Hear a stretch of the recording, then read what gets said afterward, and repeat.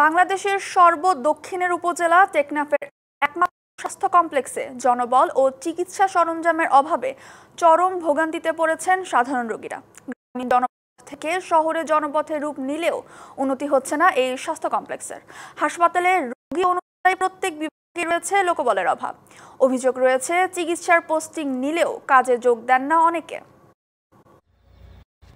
কক্সবাজারের সীমান্ত উপজেলা টেকনাফে প্রায় ৩.৫ লাখ মানুষের স্বাস্থ্যসেবা নেয়ার একমাত্র প্রতিষ্ঠান ৫০ শয্যার উপজেলা স্বাস্থ্য কমপ্লেক্স।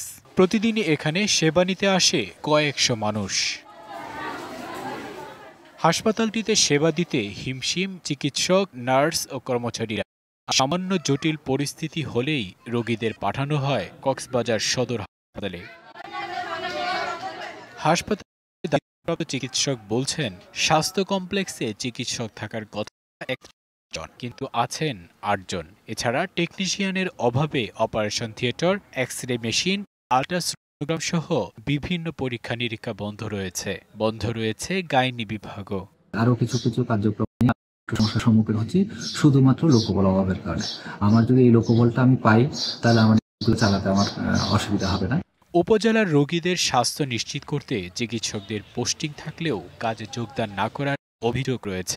যেখানে ২৯টা সিট থাকার কথা ওইখানে আমরা এখনো বর্তমানে আছে ৬ জন, যার কারণে আমাদের অনেক কষ্ট হয়ে যাচ্ছে। যে রোগীগুলো আছে তাদের পর্যাপ্ত ডাক্তার না থাকার কারণে বর্তমানে যারা ডাক্তার আছে এই ডাক্তার ভাইদের হিমশিম খেতে হচ্ছে। পোস্টিংয়ের পরও যোগদান না করা চিকিৎসকদের বিরুদ্ধে তদন্ত সাপেক্ষে ব্যবস্থা নেওয়ার আশ্বাস বিভাগীয় স্বাস্থ্য পরিচালকের। ডাক্তার সারা দেশে একটা ক্রাইসিস আছে, সেইগুলো ডিজি হেলথ মিনিস্ট্রি হেলথ চেষ্টা করছে নিয়োগের জন্য। খুব শীঘ্রই এক মাসের মধ্যে আমরা ১.৫ মাসের মধ্যে নিয়োগ সম্পন্ন করব আশা করি।